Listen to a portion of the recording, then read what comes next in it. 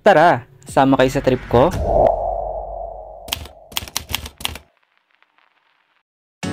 In this video, biyaheng Siargao tayo. Recently nga, nilipat na yung mga turboprop jet from NAIA to Clark International Airport. Kaya naman, nandito tayo ngayon sa P2P Terminal sa Trinoma. And ito nga yung schedule nila. You may also check yung kanilang website para sa mas updated na schedule. 8 AM schedule yung sinakyan namin na bus. And dumating kami sa Clark International Airport at around 10 AM. Sakto lang para sa 11:25 AM na flight namin papuntang Siargao.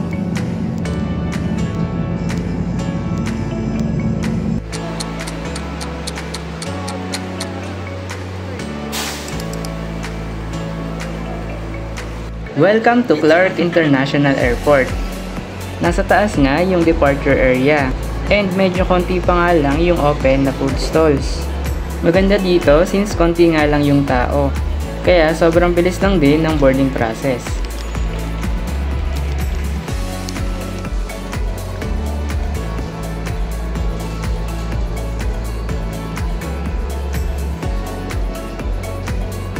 Maya-maya pa nga boarding na kami.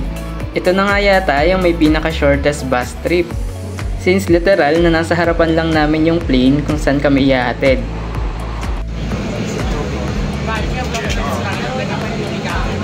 Maya-maya pa nga nag-take off na din kami. Around 2 hours and 35 minutes nga yung travel time from Clark International Airport to Siargao. Medyo matagal nga siya since turboprop jet din yung gamit. By the way, Cebu Pacific nga pala yung sinakyan namin and nabook ko siya via Ceb Superpass. Nakuha ko nga lang siya ng 1,230.04 for one way. That's the risk kapag ka Ceb Superpass ang gamit. Sa last video, ipapakita ko sa inyo kung paano kami nag-exit from Siargao. Maya-maya pa nga, puro coconut trees na yung nakikita ko sa baba. And that indicates na nasa Siargao na tayo. Welcome to Sayac Airport. 20 minutes early nga yung flight namin. And pagpasok sa airport, magbabayad ng environmental fee. Paglabas ng airport, madami nang nag-aabang na van. 300 per head ang bayad dito. Kung gusto nyo naman na mas murang option, need nyo lumabas sa airport vicinity. And may mga nakapila na tuktok doon. Almost 1 hour din ang biyahe from airport to General Luna. And ang drop-off ng van ay sa accommodation nyo na. Yung nabook nga pala naming accom is sa Amigo Inn. And medyo challenging yung daan niya papasok.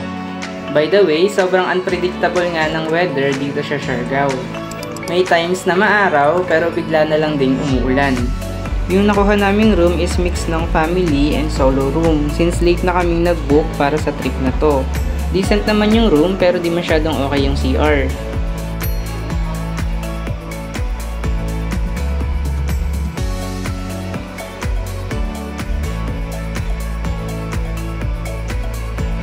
Nasa taas yung mga family room nila and nasa baba naman yung mga solo room. May available din silang fan room and may common kitchen and common area sa baba. After mag-settle down and makapagpahinga, naglakad-lakad na nga kami sa General Luna. And ito nga yung obstacle course na dadaanan palabas ng main road. Paglabas nga, makikita kagad ang Pebis. Isa ito sa mga suggested na kainan kung ang hanap mo ay barbecue.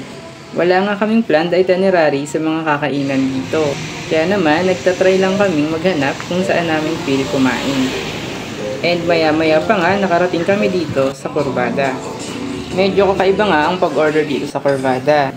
Need mo picturean yung pagkain mo and yun yung papakita mo pag magbabayad na. Para siyang karinderya style na medyo pricey din. After kumain, sumakay nga kami ng tuk-tuk papunta sa Cloud9.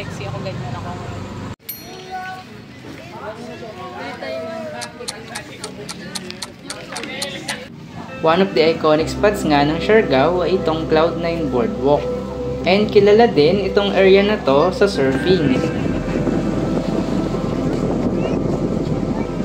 Perfect ditong mag-surfing lesson or mag-sunset watching. Tanong nyo na lang sa surfing instructor kung anong oras magandang mag-surf. Dito nga din madalas mag-surfing sila Andy Eigenman.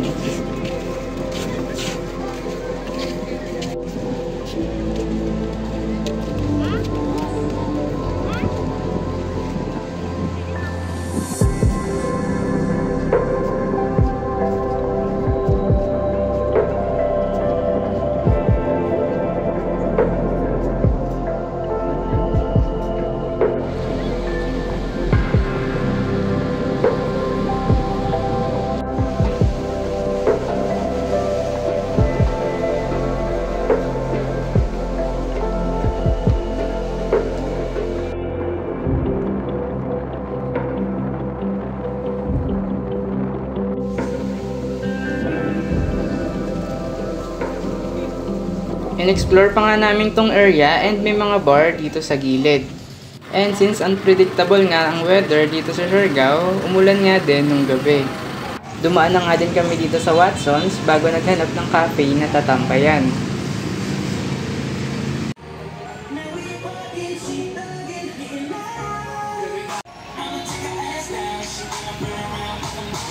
And one thing pala dito sa Siargao is madaming establishments na need nyo ba rin ang footwear bago pumasok.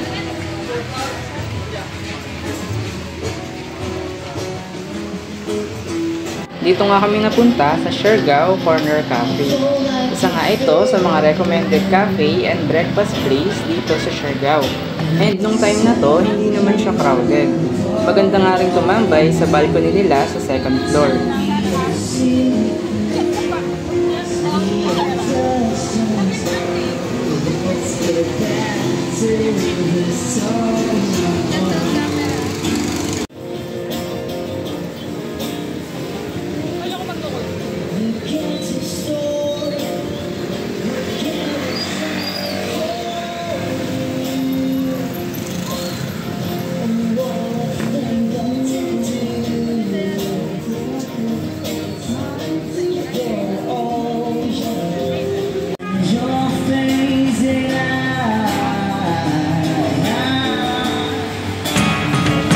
Sa next video natin, umpisa na ng island hopping. Thank you for watching and see you on the next trip.